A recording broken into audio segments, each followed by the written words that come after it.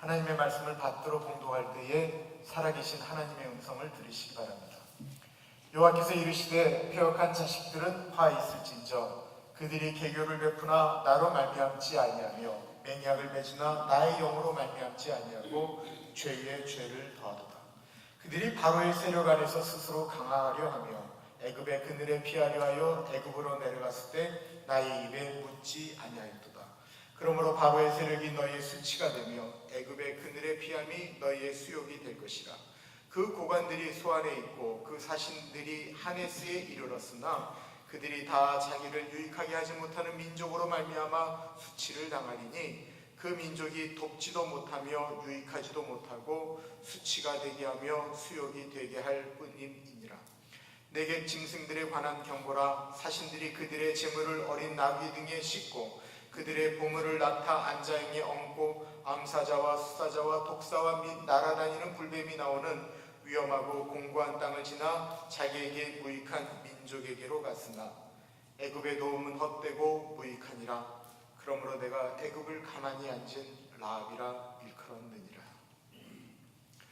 국가는 국가적인 이익, 국익이라고 이야기하죠. 국가적인 이익을 위해서는 어제의 원수와도 손을 잡고 어제의 친구와 단절하기도 합니다. 이 국제관계처럼 의리도 없고 정도 없는 관계가 그렇게 많지 않습니다. 중국은 대만과 나뉘어져 있습니다. 중국은 공산주의 체계를 갖고 있고 대만은 자유시장 경제를 가지고 있습니다. 그러므로 대만은 미국 그리고 한국과 체질적으로 가까울 수밖에 없습니다. 그러나 키신저로 대변되는 미국의 국방장관이었죠. 그분이 중국과 핑퐁 외교라고 하는 것을 시작하기 시작했습니다. 그리고 1979년도에 그 혈맹이라고 이야기했던 대만과 미국은 수교를 단절합니다. 대만이 유일하게 믿었던 나라가 하나 있습니다. 다른 나라는 다 우리를 배신해도 이 나라만큼은 배신하지 않을 것이다 라고 얘기했던 나라가 있었습니다. 다른 나라가 대만하고 수교를 단절할 때마다 같이 너희들 나쁘다라고 성명서를 발표했던 나라입니다. 그 나라가 바로 대한민국입니다. 왜냐 하면 대한민국과 대만은 입장이 똑같았기 때문에 그렇습니다. 그러다가 노태우 정권 때 1991년도 그 대만하고 대한민국이 수교를 단절하고 중국과 수교를 맺게 됩니다. 그때 대만이 가졌던 그 배신감, 지금도 대만이 가장 미워하는 나라를 대한민국으로 뽑습니다.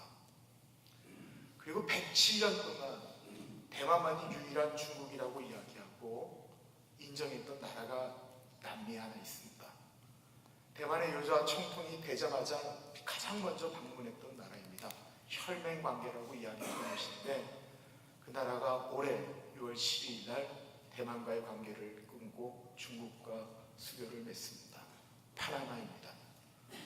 파나마 운하로 들어가는 중국 배들이 수도 없는데 니들이 만약 우리와 수교하지 않으면 배들을 딴 데로 돌리겠다라고 이야기하니까 견디지를 못한 것입니다. 국가의 이익을 위해서라고 한다면 적도 동지도 없습니다. 국가적 이익이라고 하는 것은 엄밀한 의미에서 단순히 다 먹고 사는 문제를 이야기하는 것입니다. 이념 이런 거 없습니다. 우리나라가 잘 살려면 어디랑 손을 잡아야 되는가? 이것밖에 없습니다. 충분히 이해가 되는 일입니다. 거기에 선악을 이야기할 수가 없습니다. 지금 우리 백성이 굶주려 죽게 생겼는데 거기에 선악이 어디 있습니까? 그렇다고 한다면 신앙은 어떻습니까? 우리가 눈뜨고 경험하는 것은 사람과의 관계고 먹고 사는 문제입니다. 그런데 그 먹고 사는 문제에 있어서 성경은 하나님을 의지하라고 이야기하고 우리가 눈뜨고 사는 세상에는 그렇게 살았다가는 먹고 살 수 없다라고 이야기합니다. 그래서 오늘날 신앙인들이 갖는 모습은 신앙과 생활은 분리한다라는 것입니다. 신앙이라고 하는 건 보이지 않는 하나님을 믿는 것입니다. 보이지 않는 하나님을 믿으며 죽어봐야 알 수 있는 천국이 있는지 없는지도 모르면서 우리는 그 천국이 있는 줄 믿고 하나님이 계시는 줄 믿고 가는 것입니다. 이게 다 보이지 않는 것입니다. 그러나 배고픔은 바로 눈에 보이는 문제입니다. 어떤 게 힘이 있을까요? 눈에 보이는 돈이 힘이 있을까요? 아니면 보이지 않는 하나님이 더 힘이 있을까요? 문제를 해결함에 있어서 하나님의 뜻을 기다리며 기도하며 기다리며 기대하는 것이 빠를까요? 아니면 돈을 쓰고 사람을 만나서 빨리 처리하는 것이 빠를까요? 신앙을 갖고 있지만 우리의 본질적 고민입니다. 지금 남유다 나라가 이런 똑같은 고민에 빠져 있습니다.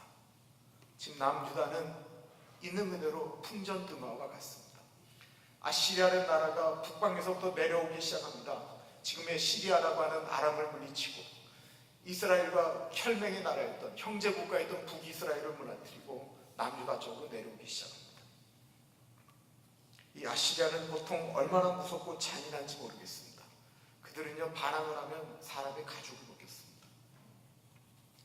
죽이지 않고요, 사람의 배를 찔러서 창으로 사람을 엮어서 끌고 갔습니다. 그냥 지면은 무조건 여자들은 다 노예가 되는 것입니다. 하나님을 믿는 남유다 백성들은 그런 위기 가운데 하나님께 매달리며 울며 불며 하지 않았겠습니까? 그때 울며 불며 기도할 때 하나님의 음성이 들렸습니다. 하나님의 음성이 선지자 이사야를 통해서 내려진 것입니다.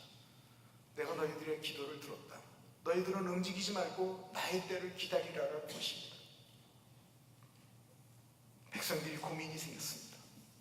저렇게 지금 밀고 내려오고 있는데, 바로 우리 코앞에 있는데 정말 하나님의 때를 기다리면 우리가 살 수 있느냐라는 것입니다. 사람들에게는 두려움이 오기 시작합니다. 과연 우리가 하나님을 기다리면 먹고 살 수 있는가? 우리가 살 수 있는가? 그때 조정에서는 두 세력이 싸우게 되어집니다. 하나는 종교 지도자들입니다. 이사야를 비롯한 종교 지도자들은 하나님의 때를 기다리십시오, 하나님이 말씀하셨습니다 라고 이야기하고, 정치적인 사람들은 이렇게 얘기합니다. 아니다, 우리가 빨리 힘 있는 이집트와 손을 잡고 우리가 싸워 나가야 된다 라고 이야기를 합니다.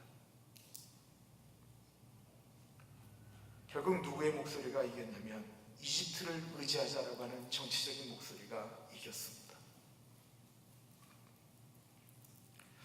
오늘은 사람의 생각에 옳은 대로 행한 것, 이집트를 붙잡은 결과가 무엇인지를 이야기하고 있습니다. 1절 보세요. 여호와께서 이르시되 패역한 자식들은 화 있을진저 그들이 개교를 베푸나 나로 말미암지 아니하며 맹약을 맺으나 나의 영으로 말미암지 아니하고 죄의 죄를 더하도다. 하나님께서 이집트와 손을 잡은 남유다를 가리켜 패역한 자식이라고 말했습니다. 이 패역하다라는 말은 뭐 나쁜 말이라기보다는 고집이 세다라는 말입니다.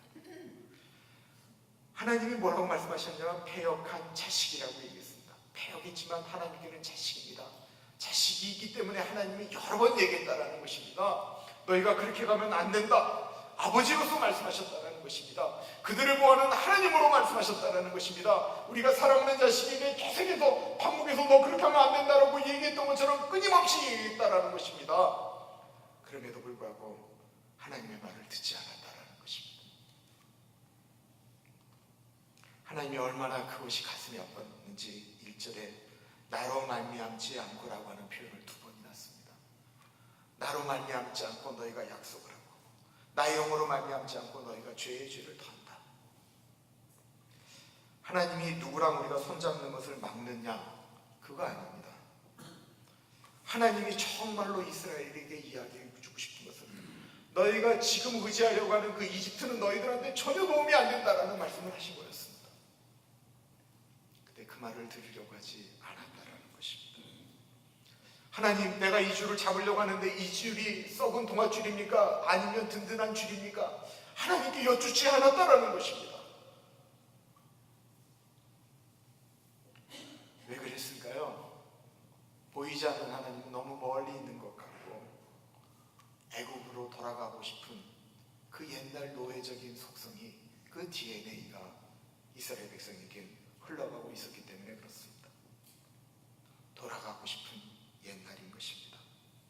사람들은 옛날을 그리워합니다. 왜 그리워할까요? 그 옛날 죄악된 곳에서 살아보았기 때문에 그렇습니다. 담배를 피우지 않은 분들은 담배 유혹에 넘어가지 않습니다. 근데 담배를 피우고 끊었던 분들은 어느 날 코로 확 들어오는 담배 냄새에 가슴이 덜컹합니다. 제가 담배를 끊은 지 25년이 됐는데 지금도 싹 지나가는 그 담배 냄새에 옛날이요 할 때가 있습니다. 술을 안 마셔본 분들은 술의 유혹에 넘어가지 않습니다. 그러나 술을 끊었지만 힘들 때, 밖에서 고통과 어려움이 있을 때 지나가는데 포장마차에서 나는 소주 냄새가 코를 자극하는 것입니다. 확 힘들고 어려운데 술 한 잔 먹으면 이 모든 것들이 다 해결이 될 것 같은데 라고 생각을 하게 됩니다.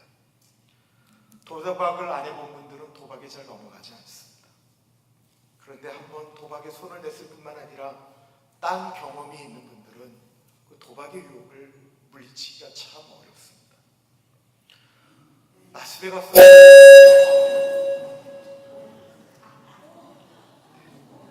뭐가 문제죠?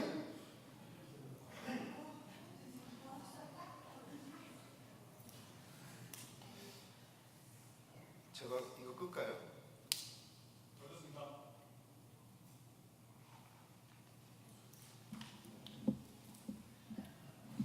어디까지 했죠 제가?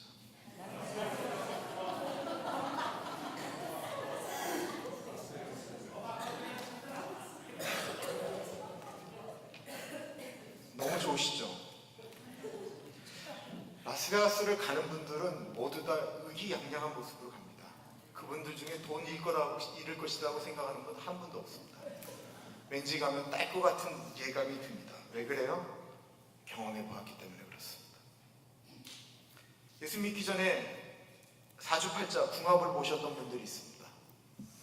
자식이 누구를 만난다라고 이야기하면 왠지 불안한 것입니다. 그럼 이런 마음이 슬쩍 들어옵니다. 한번 궁합을 볼까? 과거에 보았던 분들만 그런 생각이 들어옵니다. 신앙생활이라고 하는 것 처음에는 굉장히 즐거운데요. 시간이 지나면 지날수록 신앙생활이라고 하는 것이 우리의 삶을 걸리적거리게 하는 것이 참 많습니다. 그럴 때 마귀는 이런 생각을 심어줍니다. 옛날이 좋았지. 지금 이스라엘이 그렇습니다. 노예로 살아도 애굽으로 가는 것이 낫지라고 말하고 있는 것입니다. 하나님의 그늘보다 예전이 더 행복하게 느껴지는 것입니다. 2절입니다. 그들이 바로의 세력 안에서 스스로 강하려 하며 애굽의 그늘에 피하려 하여 애굽으로 내려갔을 때 나의 입에 묻지 아니하였도다. 그들 바로 이스라엘 사람들이 하나님께 묻지 아니하였다라는 것입니다. 하나님께 물으면 답이 뻔하기 때문에 그렇습니다. 사람들은 자신의 마음이 결정되어진 건 하나님께 묻지 않습니다. 세금을 떼어먹기로 결정한 사람은 하나님 내가 세금을 내는 것이 옳습니까? 틀립니까? 이런 거 묻지 절대로 않습니다. 친구들이 꼬십니다. 야 오랜만에 만나서 한번 우리 옛날 생각하면서 우리 옛날 얘기도 하고 뭐 이렇게 좀 얘기하자. 그러면 하나님께 나가야 됩니까? 말아야 됩니까? 그거 왜 물습니까? 물으면 답이 뻔한데 묻지 않습니다. 성경에는 하나님께 여쭙지 않고 결정한 것들이 얼마나 큰 어려움인지를 이야기하고 있습니다. 믿음의 조상 아브라함이 하나님이 약속하신 땅을 떠나서 거기에 가뭄이 드니까 애굽으로 내려가게 됩니다.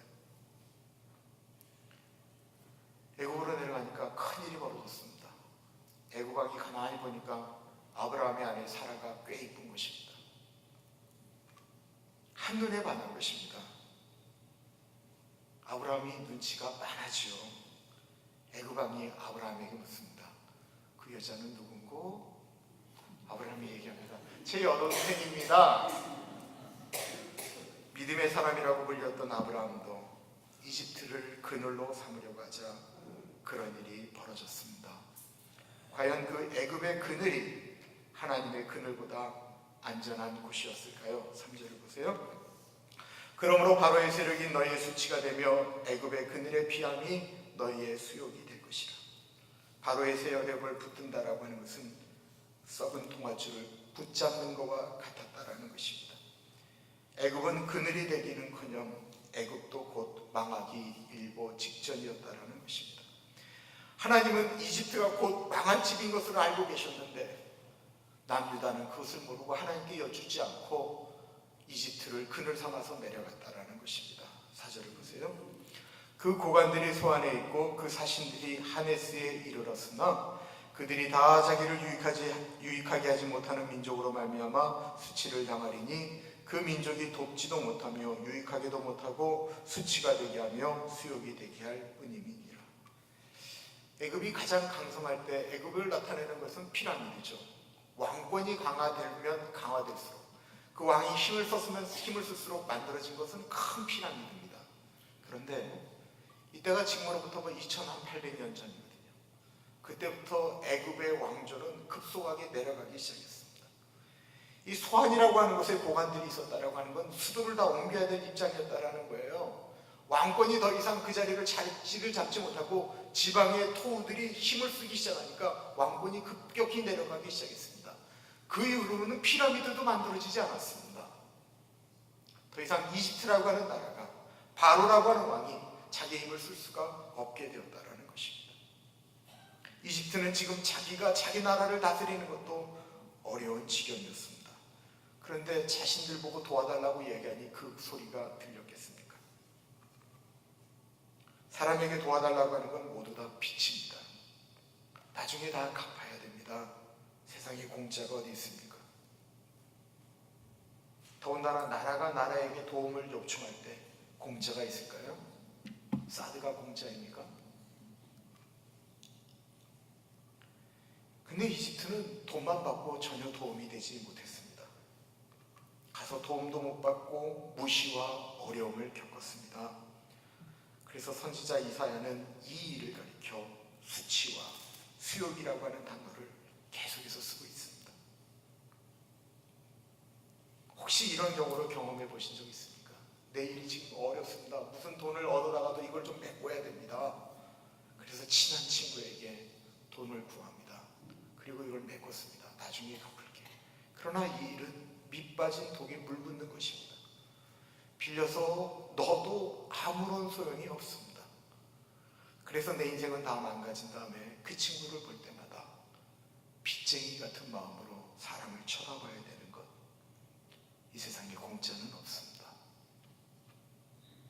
하나님을 의지해야 되는데 이스라엘 사람들은 애굽을 의지합니다. 왜 그럴까요? 신앙생활을 하기는 하는데 뿌리가 하나님께로 내려가 있지 못하기 때문에 그렇습니다. 많은 분들이 교회에서 신앙생활이라고 하는 것을 합니다.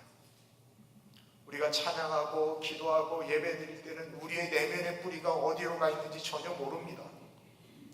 목사도 모르고 아무도 모릅니다. 그러나 무엇인가를 결정할 때 내가 하나님께 늘 여쭙고 움직이는지, 아니면 내 생각에 옳은 대로 행동하는지, 그것이 내 내면의 뿌리인 것입니다. 뿌리가 이집트인 이스라엘 사신들이 광야를 지나 이집트로 나아갑니다. 6절에 보면 네겝 짐승들에 관한 경고라. 사신들이 그들의 재물을 어린 나귀 등에 싣고 그들의 보물을 낙타 안장에 얹고 암사자와 숫사자와 독사와 및 날아다니는 불뱀이 나오는 위험하고 공고한 땅을 지나 자기에게 무익한 민족에게로 갔으나, 네겝이라고 하는 건 남방을 가리키는 말입니다. 이스라엘 사신들이 이집트를 가려고 하면 그냥 편안하게 갈 수 있는 길이 아닙니다. 그렇게 내려가려면 광야를 내려가야 됩니다. 아시리아에게 모르게 내려가야 되니까 돌아서 가야 됩니다. 그리고 그 광야는 이스라엘 백성들이 이집트를 탈출하여 왔던 가나안으로 들어가기 전까지 40년 동안 돌아다녔던 길이었습니다. 익숙한 곳입니다. 이스라엘 백성들이 40년 동안 그 광야에서 사는데 아무런 문제가 없었습니다. 하나님이 매일 그 광야에 만나를 먹여주셨습니다.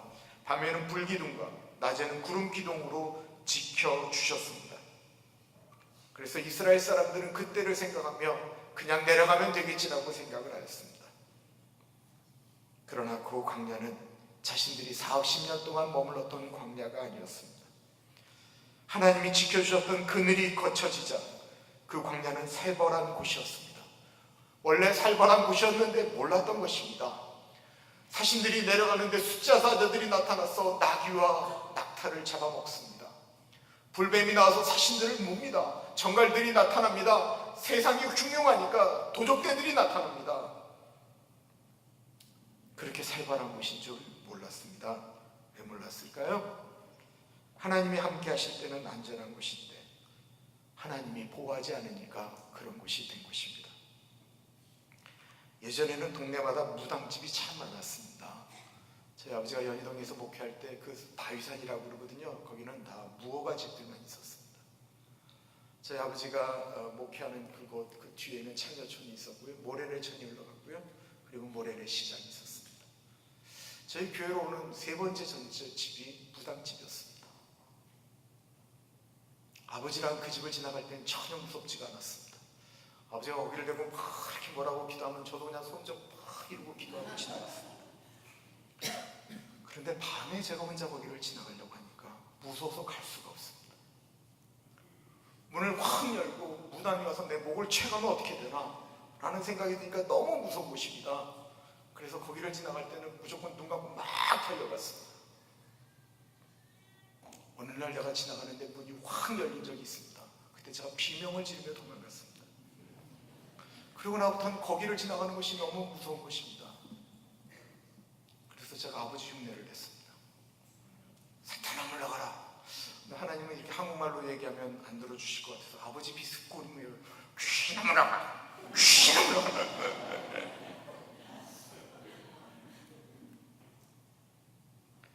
나 혼자 가는 데는 그렇게 무서운 곳이 내 아버지와 가니까 아무렇지도 않은 것이었습니다.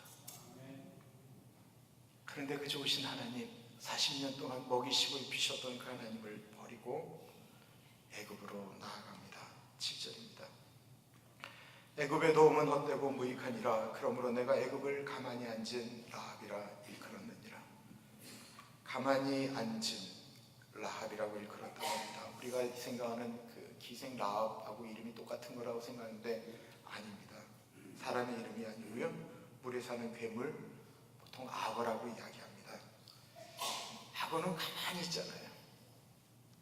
천신만고 끝에 그들이 그 광야를 벗어났습니다. 그리고 이제 나일강을 건너갑니다. 조용합니다. 나일강은 워낙 이렇게 물살이 없습니다. 그래서 지난번에 말씀드렸던 것처럼 갈대로 된 배를 타고도 구스 사람이 갑니다. 근데 그 조용한 그 밑에는 악어가 있다라는 것입니다. 낙타가 물을 먹고 자신도 물을 먹는데 갑자기 물 밑에서 다리를 물고 날아간다라는 것입니다. 그렇게 겨우 살아서 바로왕을 만났는데 이 바로왕은 이스라엘이 갖고 오는 보물이나 먹으면 아무런 능력도 없는 초라한 왕이었다라는 것입니다. 죽도록 고생을 했는데 뭔가를 이루기 위하여 달려갔는데 하나도 얻은 것이 없다라는 것입니다. 이사야 31장 3절은 이렇게 이야기합니다. 애굽은 사람이요 신이 아니며 그의 말들은 육체요 영이 아니라 여호와께서 그의 손을 펴시면 돕는 자도 넘어지며 도움을 받는 자도 엎드려져서 다 함께 멸망하리라. 이 세상에 안전한 곳은 없습니다. 하나님이 머물라고 하는 그곳이 가장 안전한 곳입니다. 돌이켜보면 모든 것이 다 기적 같습니다. 제가 어떻게 지금 이 산타나에 이렇게 있죠? 제가 어떻게 여러분처럼 귀한 분들과 함께 목회를 할 수 있습니까? 제가 20대에 30대 중반에 한 번도 상상도 해보지 못했습니다.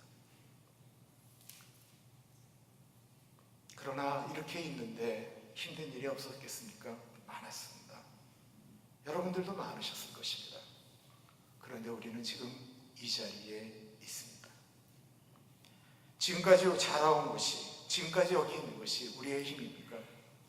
하나님의 보호하심입니다. 제가 지난 수요일, 토요일 계속해서 말씀드렸던 것이 있는데 저는 우리 아버지가 불렀던 찬송이 너무 싫었습니다.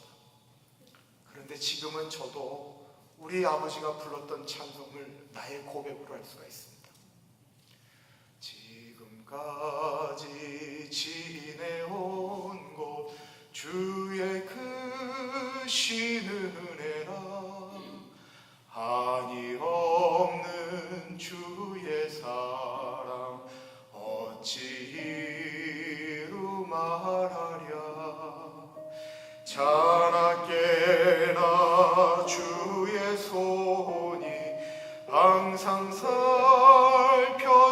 살펴주시고 모든 일을 주 안에서 형통하게 하시네.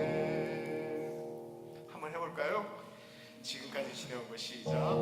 지금까지 지내온 것 주의 크신 은혜라. 한이 없는 주의 사랑, 한이 없는 주의 사랑 어찌 이루 말하랴. 자나깨나 주의 손이 항상 살펴주시고